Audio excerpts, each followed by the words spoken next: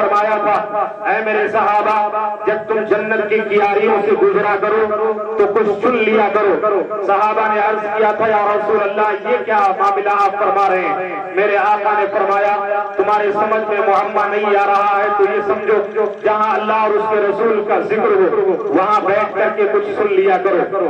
ایسی محفلوں کو جنت کی کیاری سے تشبیہ دیا گیا ہے۔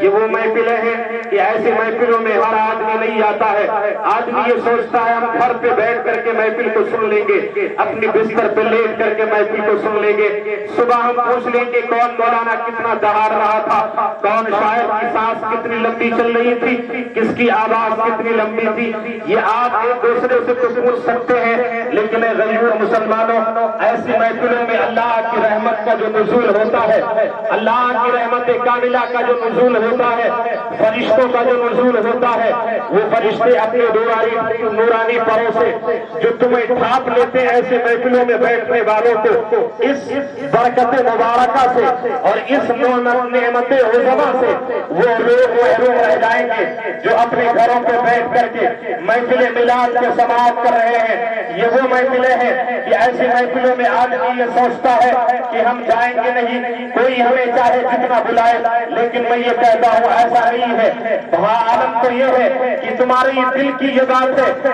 لیکن اللہ تعالیٰ مقلب القلوب ہے، وہ دلوں کو پھیرنے والا ہے۔ اللہ علیم بذات الصدور ہے، وہ دلوں کے بھیدوں سے بھی واقف ہے۔ اس نے اپنے محبوب کو بھی علیم بذات الصدور بنایا ہے۔ میرے آقا بھی اپنے امتیوں کے دلوں کے بھیدوں سے بھی واقف ہے۔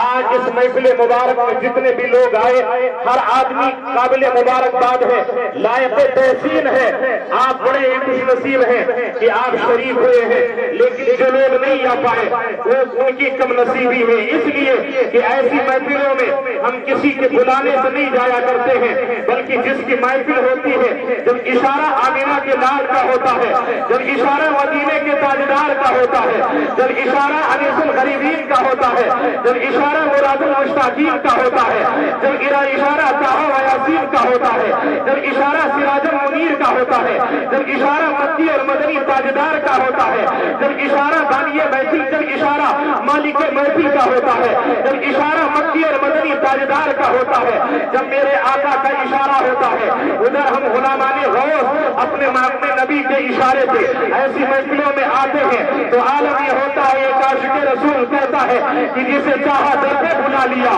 جسے چاہا اپنا بنا لیا۔ یہ بڑے کرم کی بات ہے، یہ بڑے نصیب یہ ہے۔ نعرے تکبیر، نعرے تکبیر، نعرے رسالت، نعرے رسالت، مسلک اعلی حضرت، مسلک اعلی حضرت، نعرے تکبیر، نعرے رسالت۔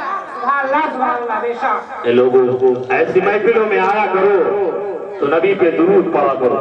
اگر آپ بہت، میں یہ نہیں کہتا کہ آپ درود ہزاری پڑھیں یا درود لکھی پڑھیں یا درود تاج شریف پڑھیں، سب سے چھوٹی درود صلی اللہ علیہ وسلم، اتنا تو پڑھ سکتے ہیں نا، دل میں پڑھتے رہیں۔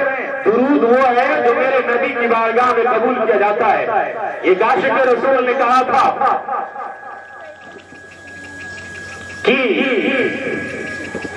بلند کرتے ہیں رتبے درود پڑھ پڑھ کے،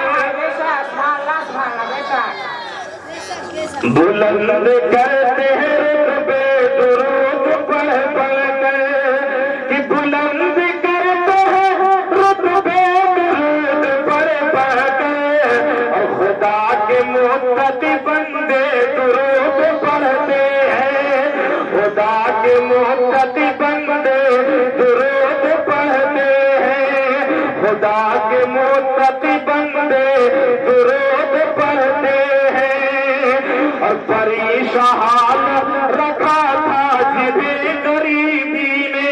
ہاتھ اٹھا کے بولنے یا رسول اللہ، پریشان حال رکھا تھا جنہیں غریبی نے، کہ پریشان رکھا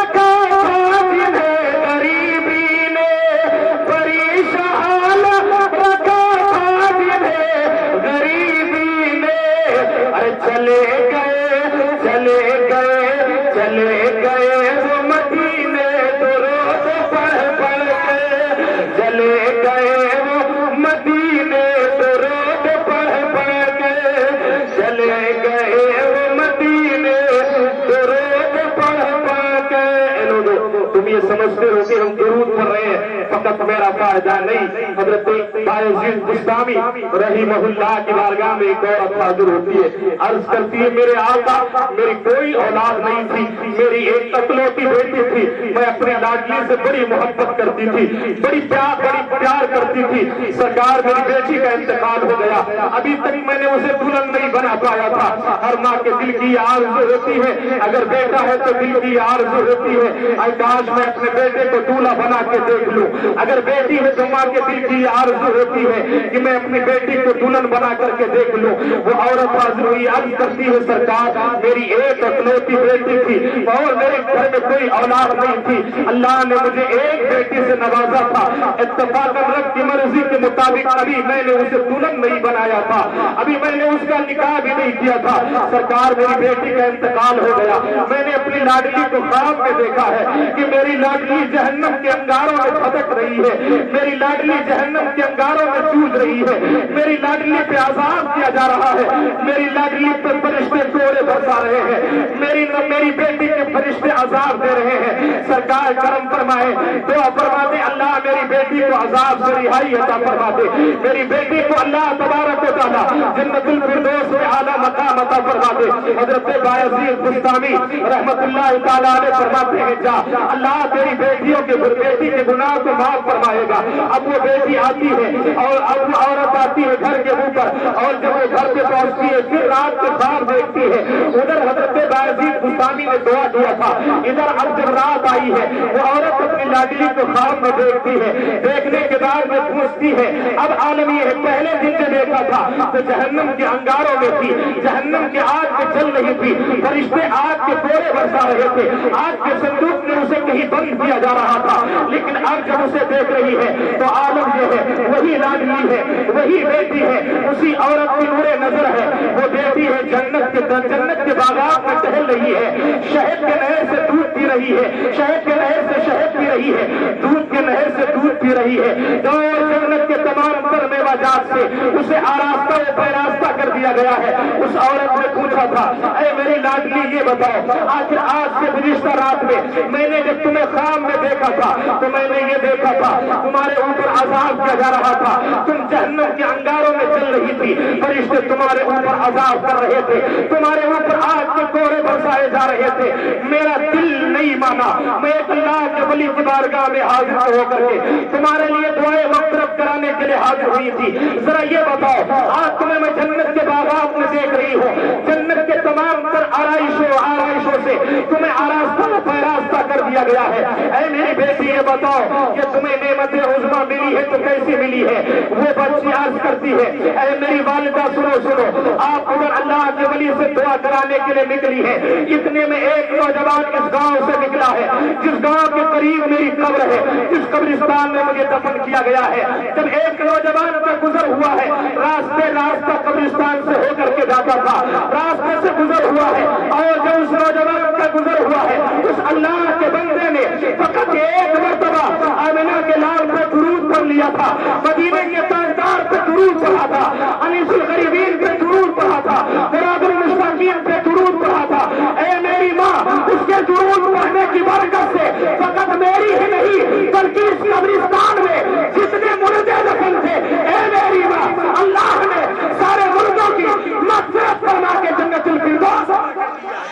نعرہ تکبیر, نعرہ تکبیر, نعرہ رسالت, نعرہ رسالت, فضائل درود, فضائل درود, عظمت درود, نعرہ تکبیر, نعرہ رسالت. بے شک سبحان اللہ, نبی پہ درود پڑھا.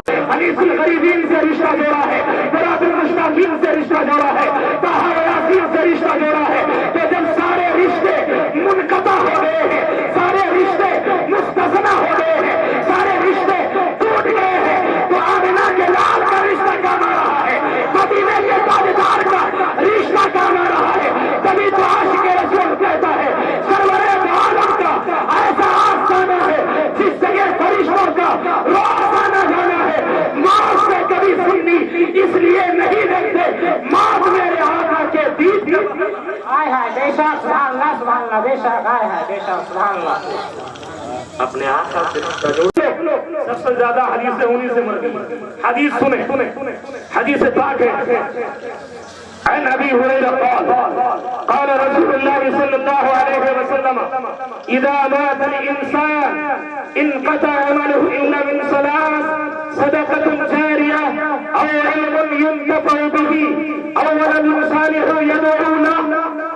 میرے آقا فرماتے ہیں انسان جب انتقال کر گیا تو وہ نماز پڑھ سکتا ہے؟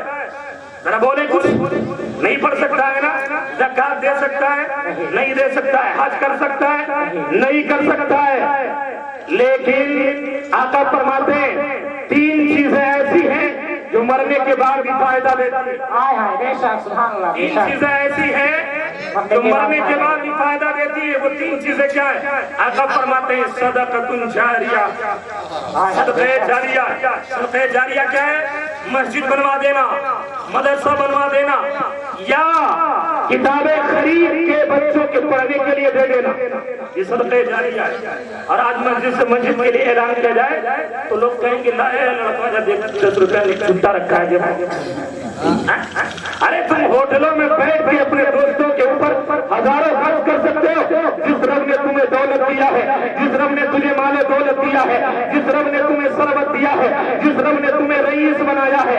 اے لوگو, اللہ تبارک و تعالیٰ نے تمہیں مال و دولت دیا ہے. وہی رب فرماتا ہے وما انفقتم من نفقة او نذرتم من نذر فإن اللہ یعلمہ وما للظالمین من انصار. رب فرماتا ہے کہ تم خرچ کرو گے یا ہدیہ پیش کرو گے فإن اللہ یعلمہ, اللہ اسے جانتا ہے. وما للظالمین من انصار, ظالموں کا کوئی مددگار نہیں. آپ سمجھ رہے ہو ہم بٹور کے رکھے تیار کے رکھے قبر میں کام آئے گا کیا؟ نہیں. جو دنیا میں خرچ کرو گے وہی کام آئے گا. رب کی راہ میں خرچ کرو گے وہی کام آئے گا. آقا فرماتے ہیں صدقہ جاریہ. مسجد بنوا دینا, مدارس بنوا دینا, غریب کی مدد کر دینا, یتیموں کی مدد کر دینا, بیواؤں کی مدد کر دینا. اور آج تو عالم یہ کہ ہم مزاروں پہ جائیں گے نا تو ہماری مائیں اور بہنیں ان کا طریقہ کیا ہے؟ بہت زیادہ مسئلہ صاحب وہ پہنچیں گی مزار پہ, حضرت سرکار ہمارا یہ کام ہو جائے تو ہم 10,000 کے کپڑے چادر چڑھے ہوئے 3 بکرا لائے. یہ کیسی منتیں ہیں تمہاری؟